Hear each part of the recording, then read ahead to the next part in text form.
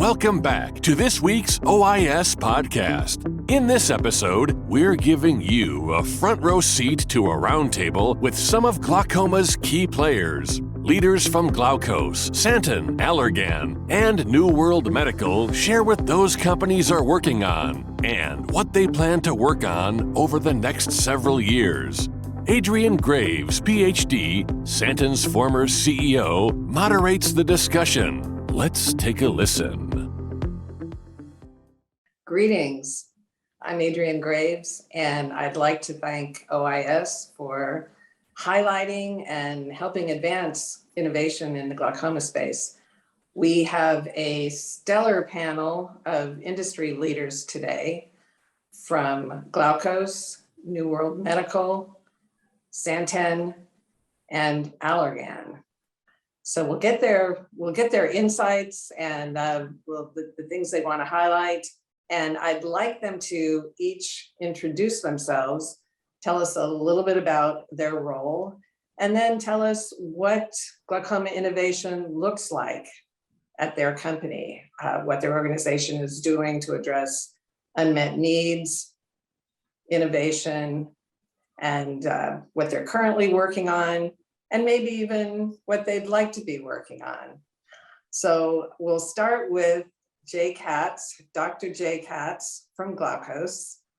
Hey, Jay. Hey, Adrienne. So what's up at Glaukos? Take it away, Jay. Well, thanks, Adrienne. Thanks for including me in this panel.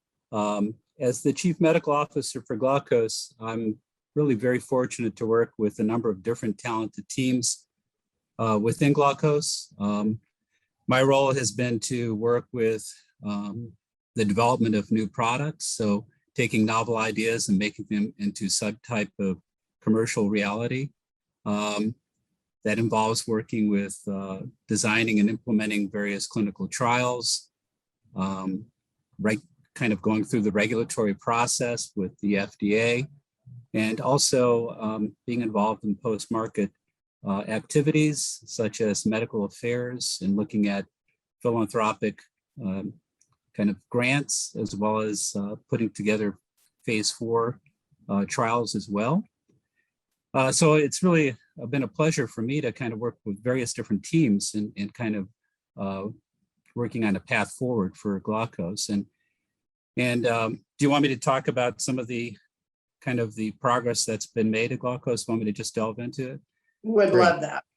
So I kind of like to talk about two different areas.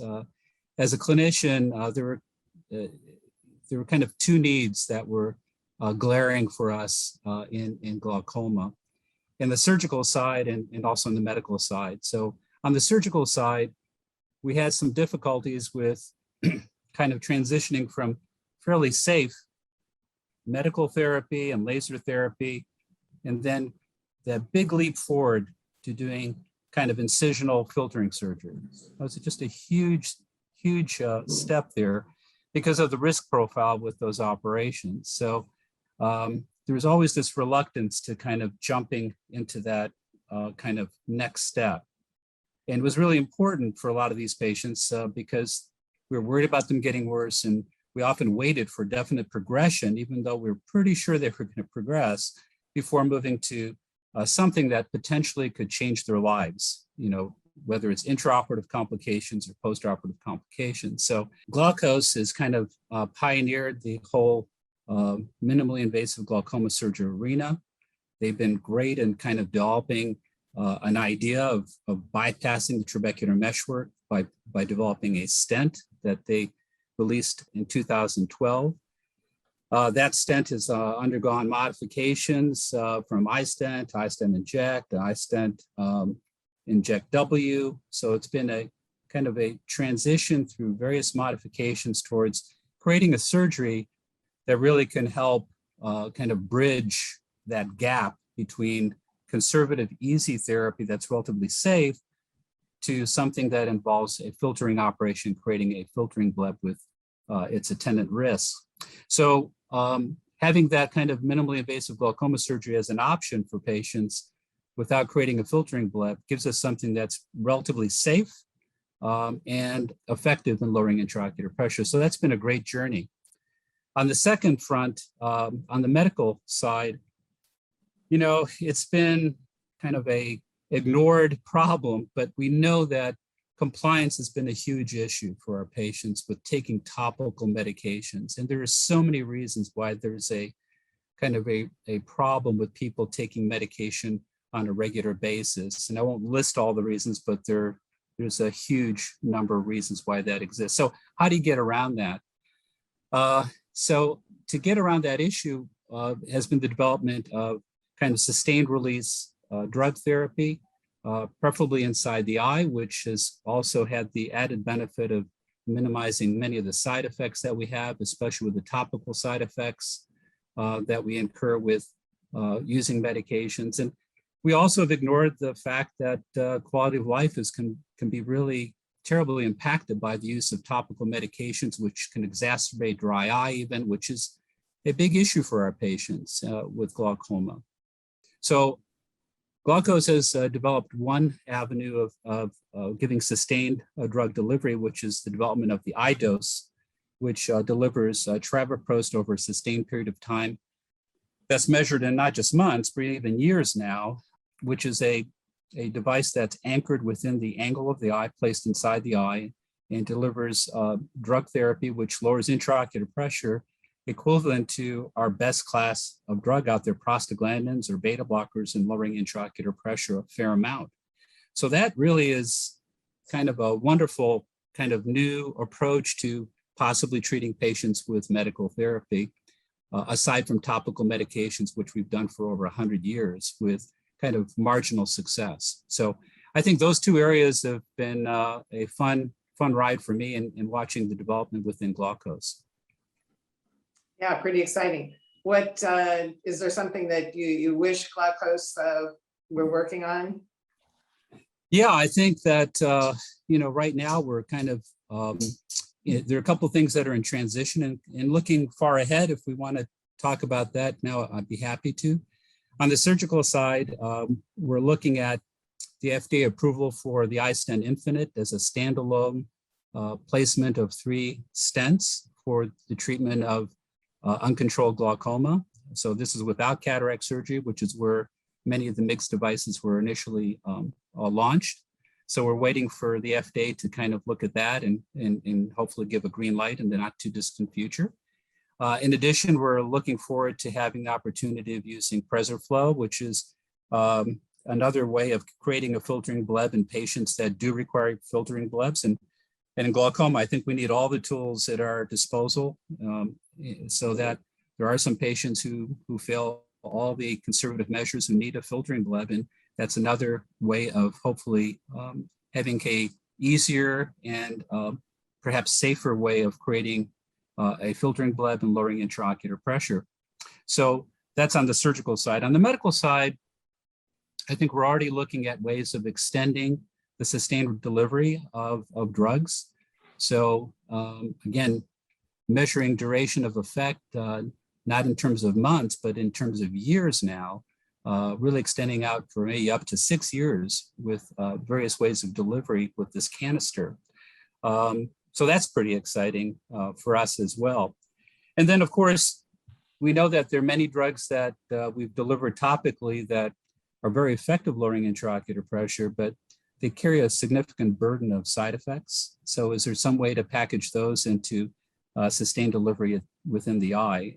So there's a whole new kind of array of drugs that we can kind of look at, some of which never even got to market because they weren't really tenable for use topically because of the side effect profile. So that is kind of an exciting area. Also, there's obviously a kind of a marriage between MIGS devices and sustained delivery that looks very promising. So we often need a significant pressure reduction, and the marriage of those two modalities might give us a nice pressure reduction to put people in a safe category.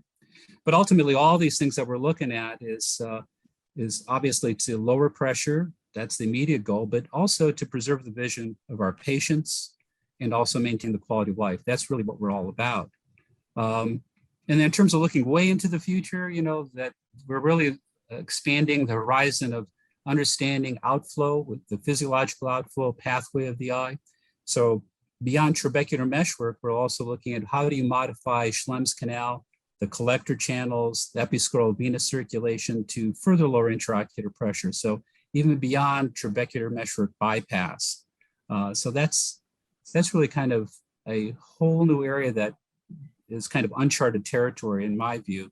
That's not well understood, that a lot of people, including Glaukos, are looking at very carefully now as another way of lowering intraocular pressure. So I think glaucoma is just a fantastic field right now with unlimited opportunities to really improve not just medical and surgical care, but in a variety of ways, also diagnostically. This is kind of a unique period for us in glaucoma. In my career, this is probably the high point in terms of innovation. The glaucoma renaissance. Yeah. It really is. Well, thanks, Jay. Thanks for all those insights. We'll now turn to Bilal Khan, CEO of New World Medical. So I think you're in a great position, since you're CEO, to tell us everything that's new at New World. No, thank you so much. Yeah, so I have the privilege for the last 11 years of serving as CEO of New World Medical, and just that does give me a broad purview to of responsibilities, and it's evolved as we've grown as an organization. But it's always humbling to speak in front of folks like Dr. Katz, because he was one of the first people to facilitate an OR visit for me when I started in this journey. So it's been so I'm gonna now speak about glaucoma in front of him, which is a little bit daunting, but I'll give some thoughts about it. It's a privilege to serve first and foremost the surgeons in this space, and then also indirectly the patients that they sort of treat. And as an organization, we sort of think deeply about where we fit and where we can contribute in that treatment, in that course of care for these patients. And for us, it's glaucoma surgical. We think about that daily. It's where our focus is as an organization. It starts and stops with that. And the reason being is multifold. One is, you as an organization, you have to see what differentiates you and what your unique contribution is. And for us, we've developed, like Glaukos, we've developed multiple glaucoma surgical devices, and we've been focused across the disease spectrum. And as I'll say, glaucoma manifests in a lot of different ways, and there's a benefit for us being a partner with a surgeon if we can have a comprehensive portfolio of solutions, so that you go in there and you can have an intelligent conversation across the disease state. So we are slowly bringing that portfolio to fruition. I think this will be the third year where we've launched another product. And then we have 2 more products in the pipeline, and we're building beyond that as well. We usually talk about committed products once they're out of feasibility, and we've been committed to that. But the goal eventually, as these come to fruition, is to treat surgically within the OR, because that's our focus, from the mildest manifestation of disease to the most severe. And we already, with our refractory offerings, I think we're pretty comprehensive in that as well. But that's the general goal for us as an organization. We're also based in Southern California, as I think most of the folks in this call are, and we're continuing to grow as an organization. So thanks again for the opportunity to contribute today. Thank you very much. Now I'd like to bring on Omar Sadruddin from Santan. I hope you can tell us what's going on now at Santan. Hi, Adrienne. Thank you so much. And thank you also to the esteemed panelists here that I get the opportunity to share some time with. And I'll just build on really what Dr. Katz and Bilal just mentioned. But, at Santen, when we think of glaucoma, we think of it comprehensively. And we're aiming to have solutions along the entire treatment journey of the patient, which really includes diagnostics, drops, lasers, MIGS, and innovative filtering surgery solutions. But beyond that, we're also looking at methods to capture 24-hour pressures, smart dispensers, and drug delivery systems. So now, if in terms of what we're currently working on, we're really focused on exploring new MOAs from what is currently in the market. And we've got a couple of programs that are rather late stage. One of them coming out of phase 3. The other one is entering phase 3, but one of them is the EP2 receptor agonist, which is already commercially available in many countries in Asia. This is known as omedinipag, abbreviated as OMDI. And then the other program that we currently have ongoing is our EP3 FP receptor dual agonist, known as travoprost.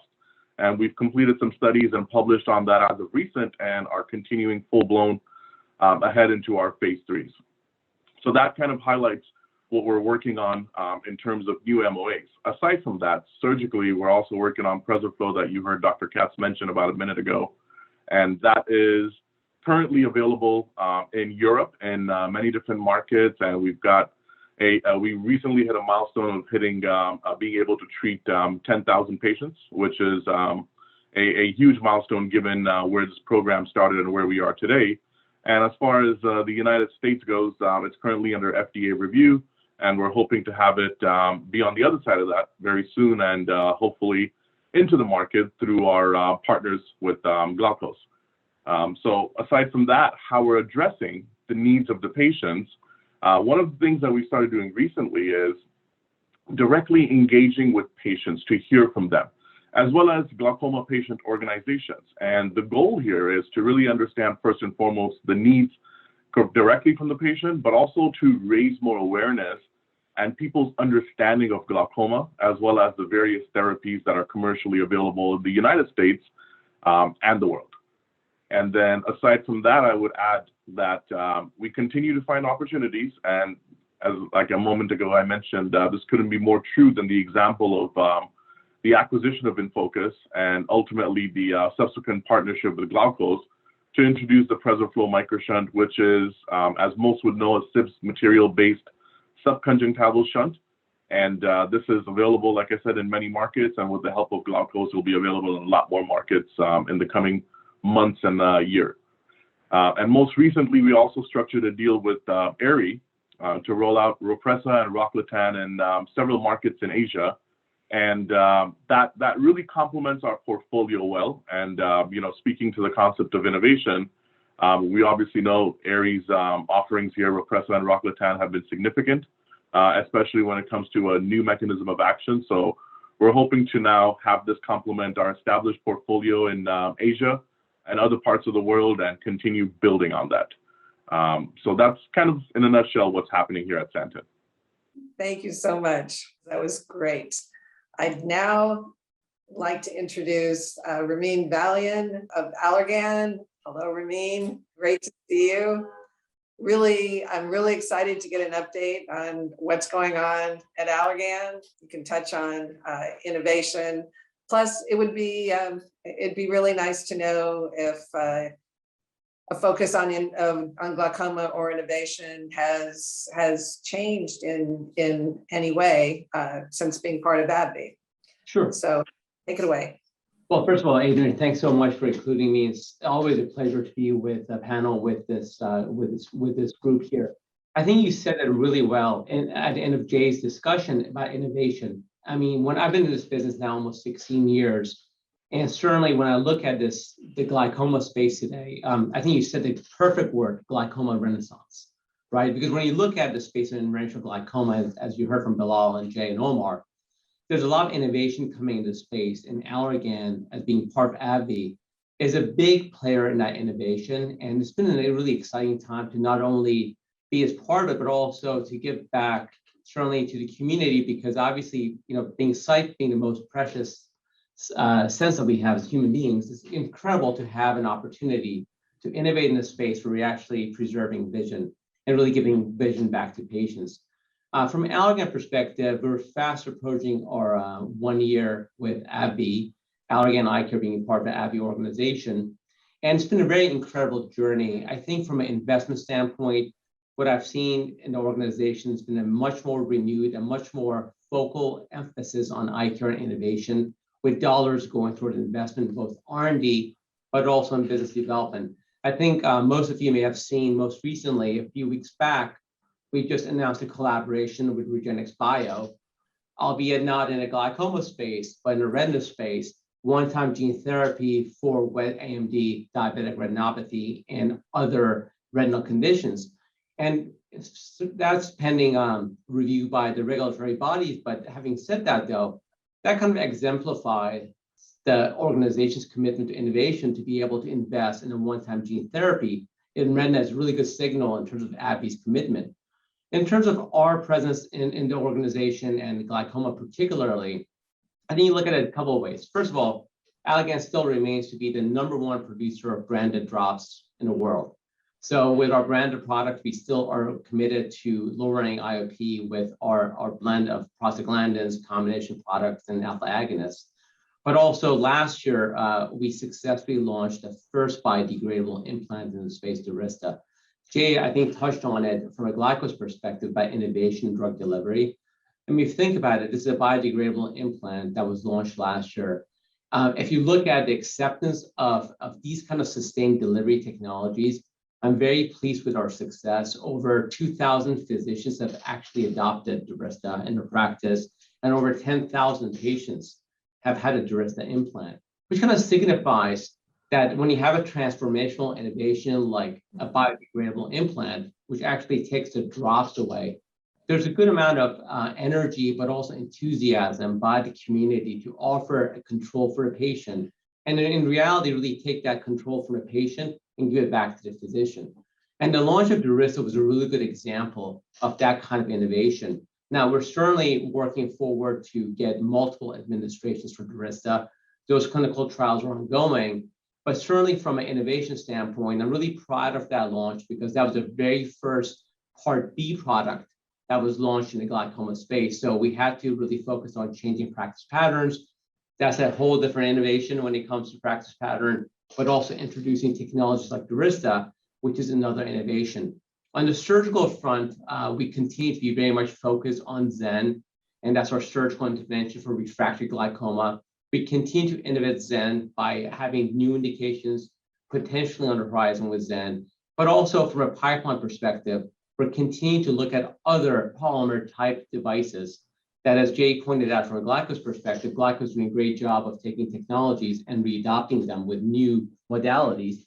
And the same with our technology. So if you think about it, Durysta was actually a derivative of Ozurdex. We launched Ozurdex 10 years ago with an applicator. The Durysta applicator is similar to an Ozurdex applicator. So we had the technology. What we really ended up doing is taking the polymer technology from Ozurdex and adopting that to glaucoma.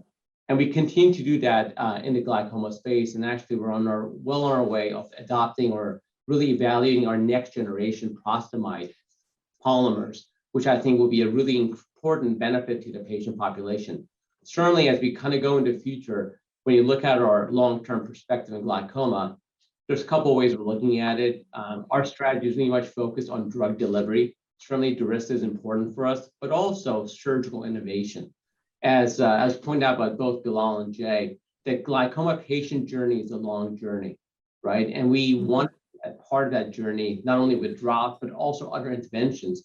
And just going back to what you said earlier, this glaucoma renaissance, when you think about MIGS coming into the market almost 10 years ago, I think we're about to go on the next generation of innovation, being drug delivery or other innovations on the surgical front. But I think cumulatively, all the companies here represent really what a perspective is, which is to continue to innovate in the space of a progressive disease like glaucoma. Really exciting stuff. And for Durysta, can you tell us a little bit about the reception from the patient perspective and physician perspective as well? So it's interesting, right? We talk about innovation, and when you look at innovation in the glaucoma space, people like the innovation of introducing, for example, drug delivery, right? What we've seen with Durysta actually is patient adoption has been very favorable. So if you give the patient the option of getting off all their meds and having a Durysta implant, more time, 9 out of 10 times, that patient actually likes that intervention. It's really getting the physicians comfortable with offering a different intervention for that patient. So I think from a patient acceptance standpoint, it's been very well received. From a physician perspective, also has been very well received. As I said to you, about 2,000 or more physicians have adopted Durysta. So I think we see that innovation. Keep in mind, we launched Durysta probably as a marketer's worst nightmare during a pandemic when we were shut down. We were shut down across the country, right? So considering all the the challenges, I have to say it was a very successful launch, but very good acceptance of the technology. Well, it's interesting that you mentioned launching a product during the COVID environment, and also even starting clinical trials or completing clinical trials in that environment. So so the next question I'll ask all of you is, how has the COVID environment affected your business, whether it's product development or marketing, doctor interactions? I'll start again with you, Jay. Well, obviously, COVID has impacted every facet of existence across the world. So it certainly has impacted on clinical trials. Fortunately, there's been kind of a lot of give and take on the part of the FDA. They've really bent over backwards to help with clinical trials and windows of in terms of seeing patients. But fortunately, I think that for whatever reason, many of the physicians and patients in the clinical trials really made an incredible effort. I was really pleasantly surprised at how they really took participating in these programs very seriously. So there was not a huge kind of dent in the clinical trials, which was a little bit of a surprise for me, because people really did make an effort to come in. The doctor's offices bent over backwards in terms of keeping it safe for patients to be examined. And we didn't have to resort to kind of remote monitoring, which was plan B for many of us. So we really did fine with the clinical trials. In terms of the real world, when you're talking about especially elective procedures where there's no emergent situation and a lot of facilities are closed down except for emergent procedures, it certainly had an impact there in terms of the number of cases being done and mixed procedures being done. But on the other hand, ophthalmology as a specialty has bounced back very quickly, and a lot of time and effort on the part of clinical practices, whether it's private practice or academic-based practices. They really kind of rewired their system to allow for safe care of patients, even for elective care and elective procedures. So there certainly was a dip for a while there at the height of COVID when everything was shut down, but practices have bounced back to near 100% rather quickly. So again, very bright people, and patients certainly take glaucoma very seriously for the most part, and they want to take care of themselves. So it really has not had an extended negative effect. So yeah. I think that's good news. That is good news. And as you say, glaucoma patients care about keeping their vision, and that's why they are compliant in terms of visits, but also want there to be more innovation. So glaucoma patients, very actively care about that. Yeah, absolutely. And I think Ramin, is really right on, in talking about patient acceptance and doctor acceptance. I mean, there's kind of a palpable kind of thirst for innovation and alternative treatments. And, yes. and Allergan deserves a lot of credit for kind of launching Durista and giving an alternative medical therapy for our patients. I think that's going to be very well received, as Ramin said. Agreed. Well, what's gone on at New World in the COVID environment, and what things have you had to adapt to, and give us some insights there? Yeah, so we've had similar experiences too, especially like the resilience of providers and patients has been pretty impressive. I think that's stabilized, especially in the US, where it tends to be mostly ASC-based procedures. And internationally, I think there's still a slowdown, especially in areas it's regionalized, even within the US, but also internationally it's regionalized based on how severe the caseloads are in different regions, and then how reliant surgeons are on doing procedures within hospital settings, which are, have capacity constraints with COVID cases. So that's been a little bit restrictive. I think as far as clinical trials in the U.S., actually, I think we've hit sort of a new normal where I think people are sort of in a cadence of dealing with these headwinds, and and there's a little bit more stability. We still see, I think, as case counts go up and down, we still see a little bit of variability across the country, but it's not as dramatic, especially when we had lockdowns early on, which I think was a shock to the system for everyone. Internationally, it's been interesting. I think the regulatory bodies aren't always as sophisticated as the FDA or don't have as many resources as the FDA. So some of them have been prioritizing COVID trials. So some approvals and some paperwork and things of that sort have slowed down studies, and also recruitment in certain regions have been challenging at times with lockdowns and different ways different countries are dealing with the situation. And then to top it off, now we're in a new phase of where there's a new business normal that's more broad, from the patient care setting to just what we're dealing as organizations, where our engineers have to be very resilient in dealing with suppliers, prototyping, as we do tech transfer into production, because we're all trying to make an impact, and that involves scaling all of our products so we can deliver them to surgeons. That's a challenge too. So sourcing is an issue. I think those suppliers and even some of the testing groups that we work with, they have capacity constraints with their staff being out or just raw materials not being available. So the challenges are a myriad, but I think all of us have really special people in our organization that are very determined to meet their obligations to surgeons and patients. And I think that they go above and beyond. Every day, I think it's more than a job in our field, and I think it's a credit to the people that work in this industry. That is a beautiful thing. Thank you. Omar, what have things been like at Santan, and what's been affected in the COVID environment?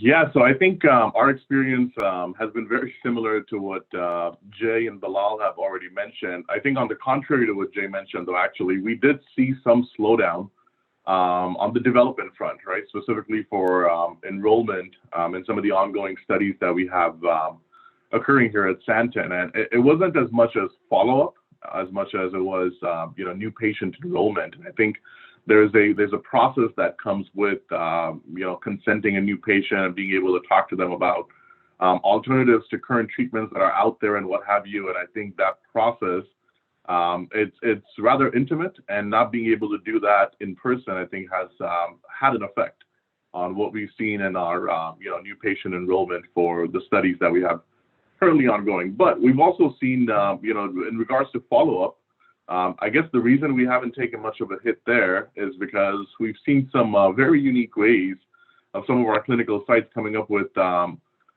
different approaches and establishing outdoor clinics or drive-through clinics to be able to do IOP checks and what have you. And that's really allowed us to be able to continue that collection of meaningful data that becomes very important for these trials and FDA approval, as well as regulatory approvals around the world. Now, what's interesting is that as COVID was unfolding last year around the world, our organization was already in the midst of finalizing some of our near, mid, long-term plans, and which we've already called out and rather incorporated the need for more digital solutions in our clinical trials.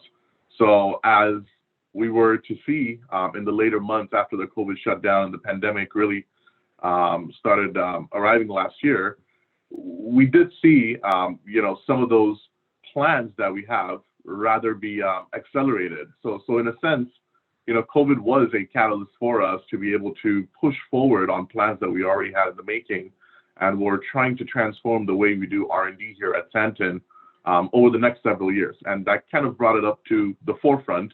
And now we're trying to really manage multiple initiatives aside from just clinical trials to see if we can incorporate more digital solutions and tools within the context of these trials. So it's been interesting. I think, from the commercial side, of course, in the initial stages, there was a slowdown because we weren't able to, where we do have the PreserFlow available and ORs, we weren't able to really support the surgeon there with their training cases and or future cases where they have or they appreciate the presence of a Santen proctor And then aside from that, in certain markets where we were able to come up with some innovative solutions, we were able to get our medications to patients in either 30, 60, 90-day supplies. So I think COVID's really been a theme that has allowed us to come up with innovative solutions and really implement them and continue business as we know it. But to the point that was made earlier, I think we're still starting to figure out or continuing to figure out what the new norm should be. But I think with technology as advanced as it is, digitalization is just inevitable and imminent. And I think, considering the fact that we're all doing this panel virtually as well is very telling of that new normal in a sense, right? So, so I think as time goes on, we're definitely excited to see how things could change more in the favor of the patients as well as the physicians treating them. And I think it's just probably a good way to be able to use every trick in the book to continue business as usual. But that's kind of what's been happening at Santen over the last course of about 18 months or so. Now, Ramin, tell us about what's been going on at Allergan, how you're affected, how you're dealing with things, and what's going on. I think the one thing I want to kind of point out is what was really interesting, though, is the resilience of industry with the ophthalmology community actually emerged in this thing, right? Because when you look at it, is a couple of things came into top of mind for me is, as we went through this whole shutdown and all these environmental changes, there's this perspective, for example, that the role of industry is going to be minimized. You don't need reps, you don't need that kind of collaboration. What I've seen, though, it's been actually the opposite. What I've seen is a bigger and better collaboration with industry and the societies, for example, American Glaucoma Society, A or ASCRS. During these times, I think we came closer in terms of how to make this work, not only from an industry perspective, but also from an ophthalmology eye care experience for continued education, for example, through these key societies.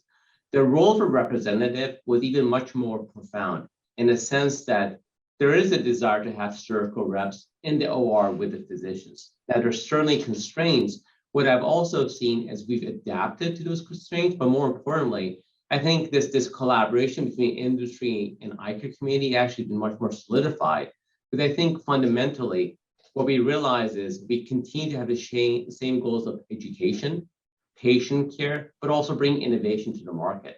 So I think long term, I think, when you look back at it, a couple of key things emerge. But more importantly than anything else, I think this collaboration, this continued collaboration, stronger collaboration was a key highlight post all these things we went through in the past 18 to 24 months. Well, one other thing I'd like to ask you, and this is sort of a rapid fire wrap up question, but tell us one thing that you would like the audience to know about your company that we haven't addressed yet. So, Jay. Just rapid fire, I guess I would point out that Glaukos has really expanded its role in glaucoma beyond being a medical device company to being also a pharmaceutical company now. But even beyond that, they've really embraced its role in the ophthalmology community and expansion into corneal health with cross-linking and also into the retinal area and dry eye. So it's really trying to help on multiple fronts. And so this is Glaukos saying, I'm here to stay and try to help patients in a variety of ways. Perfect. Bilal. So, we're different organizations. I think we talked Glaukos was the founding member or the foundation of the MIGS market. And I think now Ramin and his team at Allergan have led drug delivery in the glaucoma space. So we haven't been that, but I think our founding story and our ownership structure has been, very uniquely positioned us to be focused on our mission and also to be disciplined in what we can contribute to the market. And I think that's something that we always try to stress to all of our surgeon partners is that, while we are very focused on being our part of the solution, and that's something that will continue to be as we move forward. Terrific. Omar, tell us about Santan.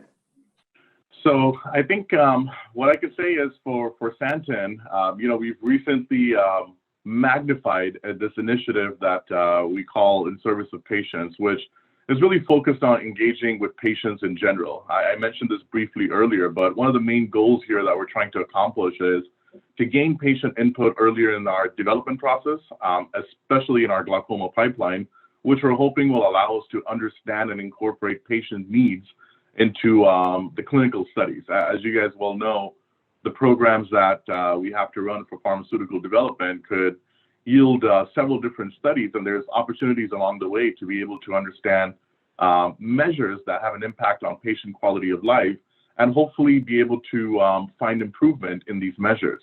So I'm sure you'll be hearing about this more in due course, and hopefully this initiative can truly help patients beyond just providing them with innovative therapies. But thank you lastly for having me on this panel, and this has been great. And Ramin, what would you like us to know about Allergan? Sure. We've been in this space now for over 70 years, and we plan to be here for the next 70 years. I think that one thing I want to emphasize to the audience is that Allergan remains committed to this space, and at AbbVie, the patients are North Star. So we'll continue to innovate and bring new technologies to the forefront, and we're here for the next 70 years. Eye care. Terrific. Well, I want to thank all of you for being here today and for the terrific discussion. Thank you. Each panelist, you guys were just wonderful, and we really appreciate that you shared such insights with us today. So thank you very much. Thank you. Thank you. Thank you for listening, everyone. We hope you've enjoyed this episode of the OIS Podcast. Listen in next week when we chat with William McPhee, President and CEO of Maculogics. And don't forget to subscribe to our iTunes channel so you don't miss an insight. Got a story of your own to tell? Apply to be a guest at OIS.net.